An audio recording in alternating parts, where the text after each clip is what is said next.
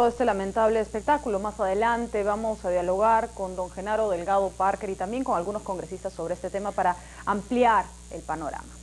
Bien, en otro término, fue un 22 de abril de 1997 que los peruanos vimos con angustia y admiración también una de las operaciones militares más perfectas que recuerda la historia militar del siglo XX, obviamente. Se trató de la Operación Chavín de Huántar. 6 años después de realizada, la verdad sobre lo que ocurrió al interior de la residencia del embajador japonés Morihisa Oki recién empieza a saberse. En el siguiente reportaje, Álamo Pérez Luna nos cuenta detalles hasta ahora desconocidos de lo ocurrido esa tarde. Filmar arriba 1, abajo 13. Mari está enferma. Mari está enferma. シンシアと呼ばれていた女性で、殺さないでというふうに叫んでおりました。ティトという男がですね。3 de ellos habrían sido, ¿no?, ejecutados extrajudicialmente. Respecto a la muerte del comandante Jiménez, o sea, no se pudo establecer en forma exacta porque habían evidentes contradicciones, ¿no? Este vendría a ser el lugar donde fue victimado el comandante, ¿no?, Jiménez, Teniente Jiménez, perdón. Esta semana, 6 años después de que un centenar de comandos del ejército rescatara con vida a 71 rehenes de la residencia del embajador japonés, Panorama obtuvo documentos inéditos e información clasificada acerca de lo que realmente ocurrió aquella tarde de abril en San Isidro. En los próximos minutos, la desconocida historia detrás de la operación Chavín de Huántar.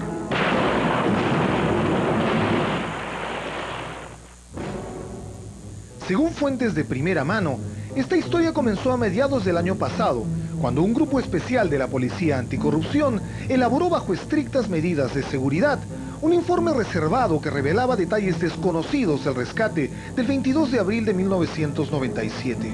El despacho, según las mismas fuentes, fue presentado en el Ministerio del Interior solo ante un reducido número de personas. En los últimos días, Panorama obtuvo una copia simple de este documento, en el que no solo se afirma que por lo menos 3 de los 14 merretistas fueron ejecutados cuando el operativo ya había terminado, hipótesis que ya ha sido desarrollada en algunos medios, sino que además contiene una información ciertamente sorprendente. El reporte señala, entre otras cosas, que el teniente del ejército Raúl Jiménez Chávez, uno de los comandos que intervino en la operación, no habría muerto precisamente por balas emerretistas, sino que fue un disparo efectuado por uno de sus propios compañeros el que le habría quitado la vida. Han pasado más de 6 años desde ese 22 de abril y hay hechos que ya han quedado absolutamente comprobados. A las 3:10 de la tarde de aquel día, 12 emerretistas estaban en la sala principal de la residencia. 6 jugaban fulbito y otros 6 observaban el partido. El 13º, apodado Coné, subía y bajaba por la escalera principal de la casa portando un arma larga, mientras que el último, el 14º, un emerretista apodado Ojitos, vigilaba el pasadizo del segundo piso llevando consigo una AKM, es decir, un arma de grueso calibre. Fue en ese momento que el almirante Gianpietri decidió lanzar la señal de alerta. Filmar arriba 1, abajo 13.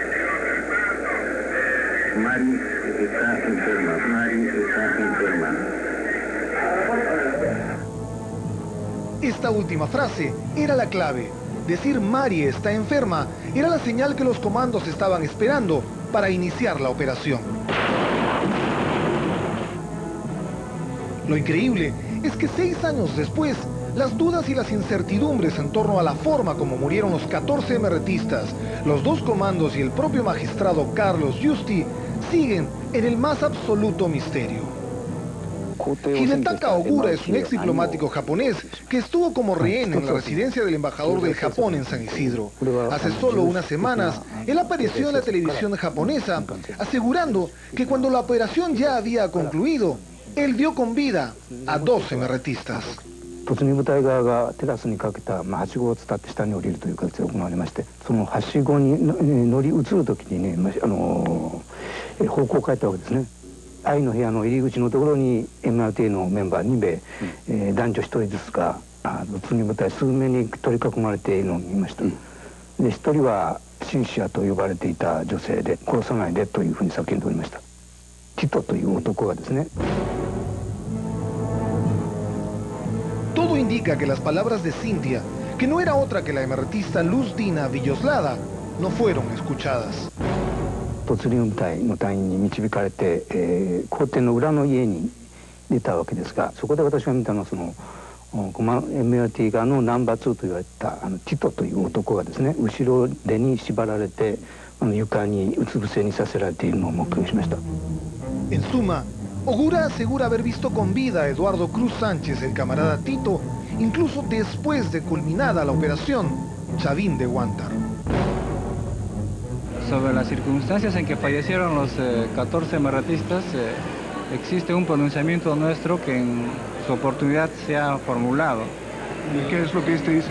Y en el cual se ha llegado a establecer indiciariamente que 3 de ellos habrían sido, ¿no?, ejecutados extrajudicialmente. Nosotros considerábamos de que había ya suficientes pruebas tanto de carácter documental, entre ellos médicos, informes antropológicos y testimonios. Es solo una coincidencia que la mayoría de los cráneos de los emertistas fallecidos en la residencia tengan huellas de bala. Según los expertos del equipo peruano de antropología forense, de esos 14 cadáveres, 8, es decir, más de la mitad, tienen marcas de bala en el cráneo. Incluso uno de ellos, precisamente el de Eduardo Cruz Sánchez, alias Tito, demuestra que él recibió solo un disparo aquella tarde. Un disparo en la cabeza. En cuanto a las causas de la muerte de los dos comandos, el comandante Juan Valer Sandoval y el teniente Raúl Jiménez Chávez, este reporte reservado plantea la siguiente hipótesis. Los comandos entraron a la residencia repartidos en 8 grupos. 4 de ellos tenían como objetivo el primer piso y los otros 4 la segunda planta. El comandante Valer falleció debido a un disparo ejecutado por el emertista que estaba vigilando el segundo piso. Eso quedó muy claro. Sin embargo, las dudas surgen más bien en torno a las circunstancias en que murió el teniente Jiménez. Él formaba parte del grupo número 7 que entró a la casa por el área de servicios y que tenía bajo su responsabilidad el segundo piso. Este protocolo de necropsia N97-1968, al que la prensa nunca antes tuvo acceso, corresponde al teniente Jiménez. Fecha de la muerte, 22 de abril de 1997. Trayecto del proyectil, de arriba hacia abajo. Diagnóstico médico legal, muerte violenta por heridas producidas por proyectil de arma de fuego de pequeño calibre. Como se puede ver en estas imágenes propaladas una y otra vez, hasta la saciedad desde hace 6 años, ese día todos los comandos utilizaron armas MP90, que emplean balas de pequeño calibre, mientras que los emerretistas que estuvieron en el segundo piso tenían armas largas, las que usan, obviamente, munición de grueso calibre. En el caso específico del teniente Jiménez, ¿se puede establecer claramente que él murió por balas emerretistas? ¿Por una bala emerretista? Respecto a la muerte del comandante Jiménez, o sea, no se pudo establecer en forma exacta porque habían evidentes contradicciones, ¿no?, que ameritaban de repente ampliar aún más la investigación o continuar investigando. ¿Se pudo continuar esta investigación? Pero como ya se estaba emitiendo un pronunciamiento final, o sea, no se pudo concluir sobre ese extremo, ¿no? En este informe reservado, preparado por un grupo especial de la Policía Anticorrupción, se establece claramente además que el teniente Jiménez murió cerca de la puerta del cuarto G de la residencia. Esa es la habitación que estaba exactamente debajo de este forado, es decir, que ese lugar era el blanco de los 2 comandos que estaban parapetados en el techo de la casa.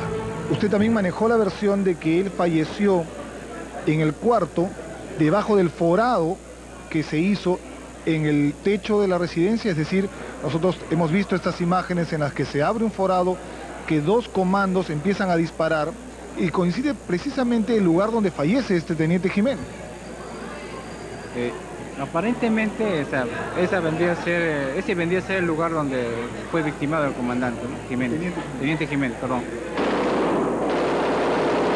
Este protocolo de necropsia apunta en el mismo sentido, ya que aquí se especifica que el trayecto de la bala que acabó con la vida del heroico teniente Jiménez fue de arriba hacia abajo. Por último, este informe reservado también plantea varias interrogantes en torno a la muerte del magistrado Carlos Yusti que ameritarían una nueva investigación. Lo cierto es que en este caso hay varias preguntas que aún hoy no tienen respuesta. ¿Por qué se ocultó esta información durante tanto tiempo? ¿Por qué los fiscales no tuvieron acceso a todos los elementos de prueba? Y por el contrario, como ocurrió en el caso del fiscal Richard Saavedra, ¿por qué algunos de los investigadores no fueron ratificados en sus cargos cuando estaban a punto de llegar a la verdad? Además, ¿por qué jamás exhumaron los cuerpos? Y sobre todo, ¿por qué documentos como estos nunca fueron expuestos ante la opinión pública?